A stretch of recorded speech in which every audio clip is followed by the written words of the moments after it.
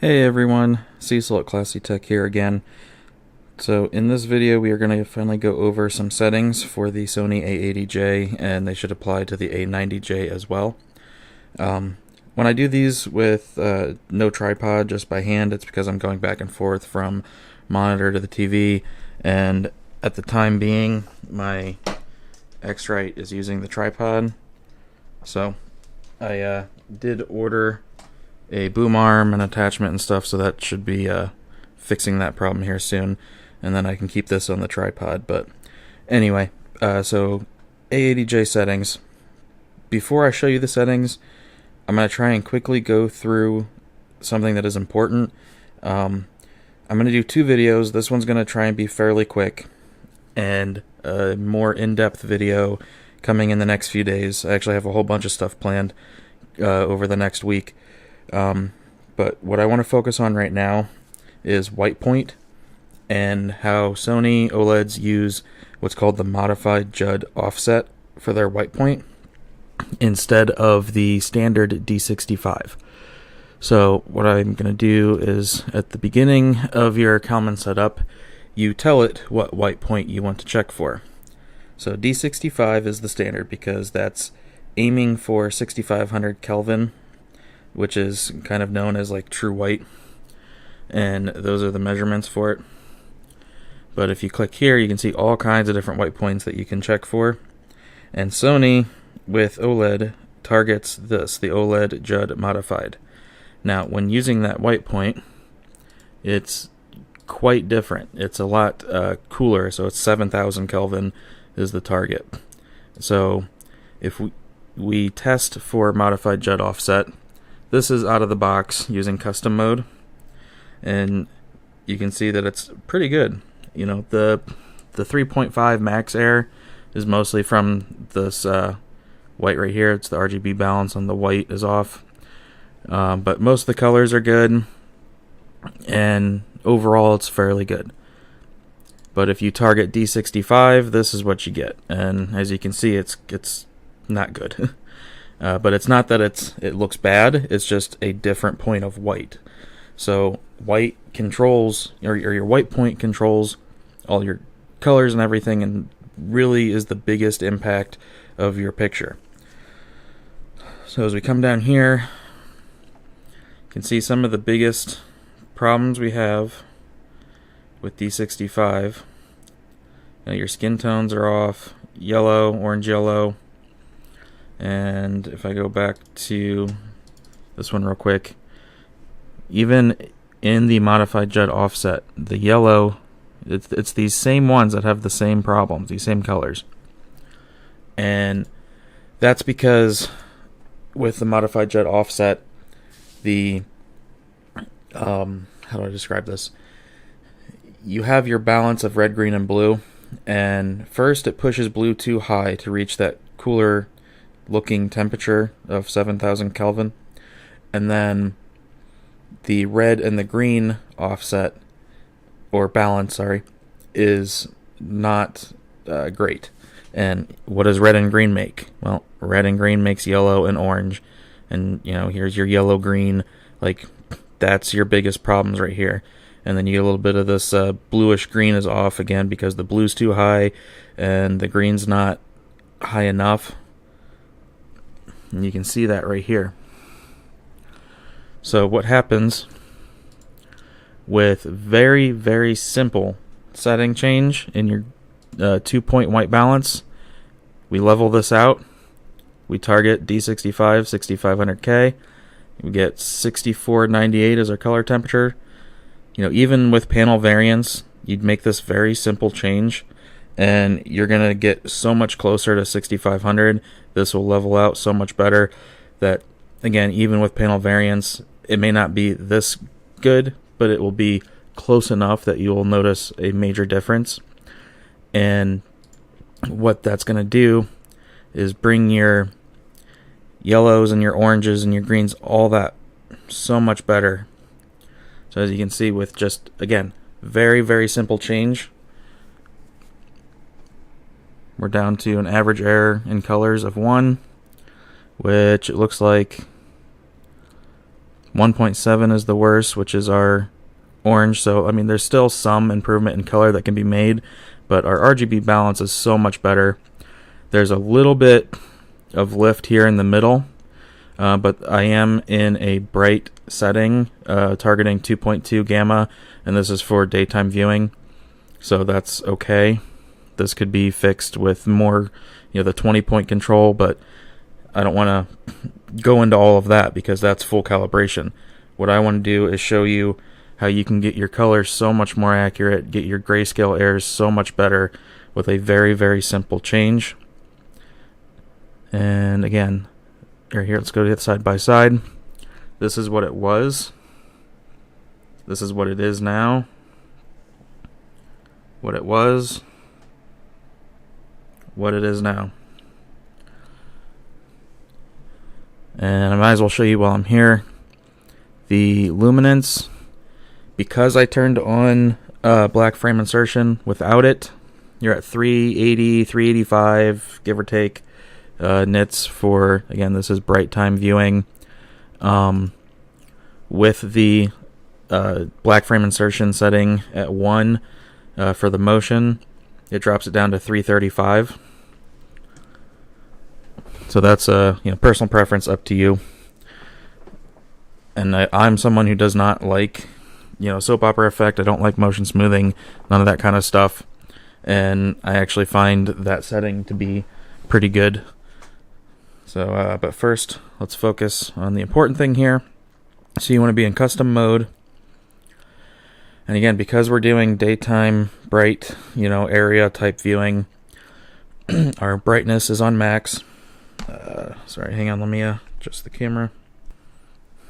Alright, so we are in custom mode.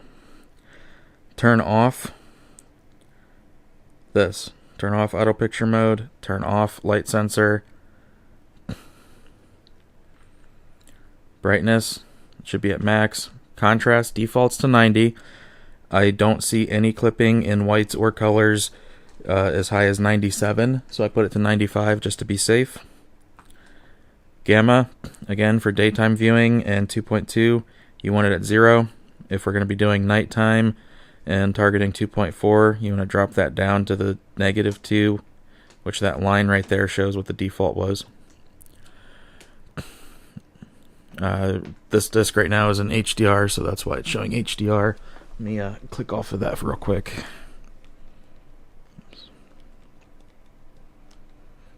So the cool thing is you don't actually have to do HDR yourself.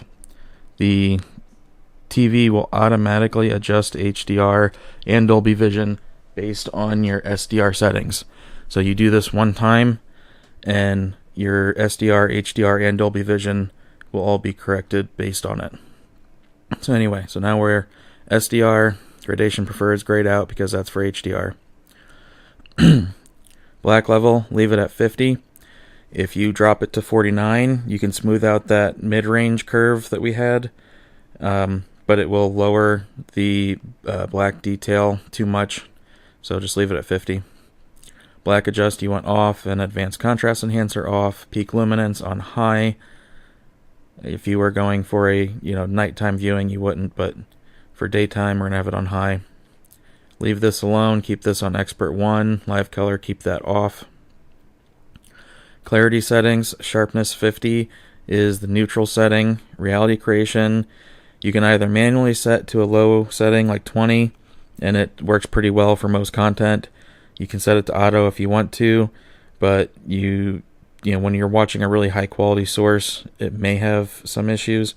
So I'm just going to leave it manual 20 for me. These, just turn that off. Smooth gradation, keep it low.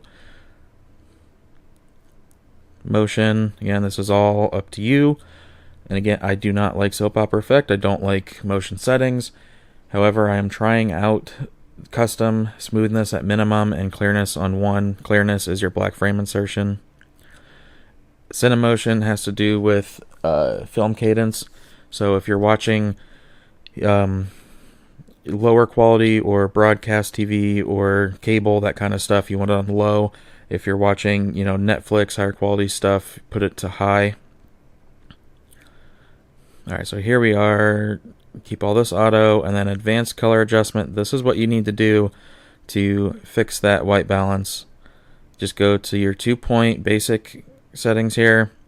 Set your red to -3 on the red gain, and your blue gain to -6. Now on the bias, you don't have to do this. I just did that. That's a minor change. You really don't want to mess with bias stuff too much, so don't worry about that. That's, low end anyway. Gain is your high end.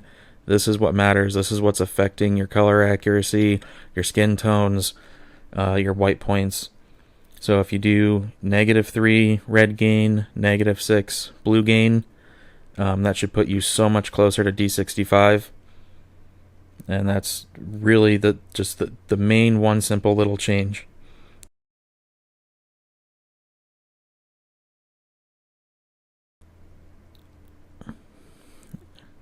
So as you can see, my 20 point is unchanged. I did not mess with anything else. You won't have a 20 point unless you download the Kalman app on the TV. It'll be 10 point. But I'm just showing that I didn't mess with anything else. All I did to go from the modified jet offset to D65 was change the red gain to -3 and the blue gain to -6. So again, what that's going to do is that's going to push your green up a little bit more. It's going to bring your color temperature down to the 6500K because you're removing that extra blue. And then the green and the red will mix better so that you get better yellows.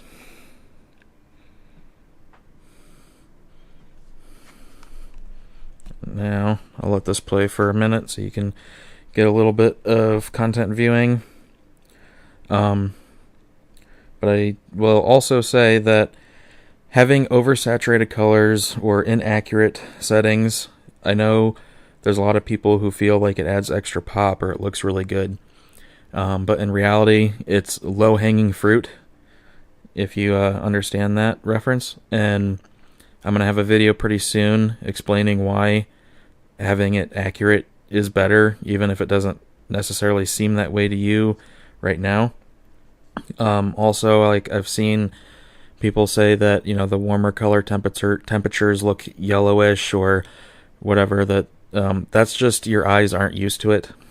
If you've been watching years and years of a bluer color temperature, and then all of a sudden you set it to what it should be, then it's going to look overly warm to you.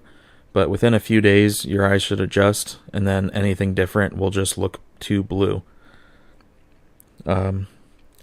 So anyway, again, this is just trying to point out the difference in the white point.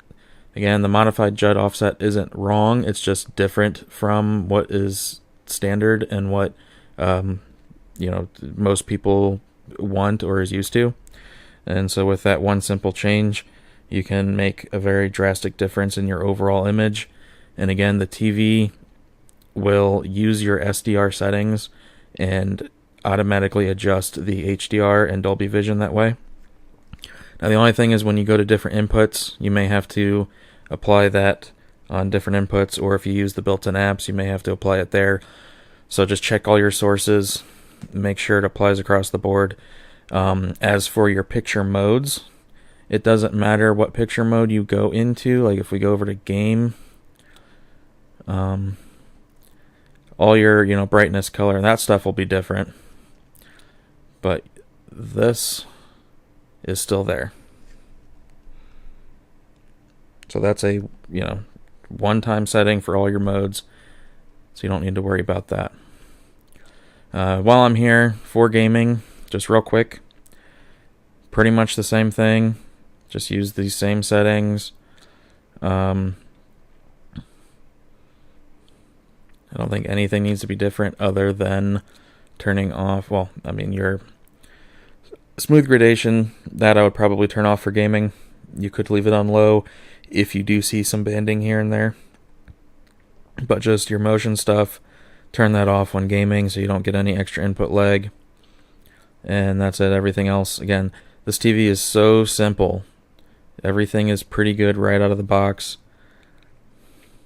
And then you can just literally just copy these settings for each mode and then just adjust your motion as you see fit for the type of content you're viewing. Alright, so thanks for watching. This ran a little bit longer than I planned. And again, I will have a more in-depth, longer video soon. And then also keep an eye out for all kinds of other content. And I also picked up the X90J again. Video for that to come soon, explaining why. And lastly, not this coming Saturday, but the Saturday after, I'll be doing a live stream with Stop the FOMO. We're going to be talking about picture settings and calibration and why accuracy matters and all that kind of stuff. So keep an eye out for that, and I'll be answering questions there. And hope you guys enjoy all of this and it helps you out, and have a good one.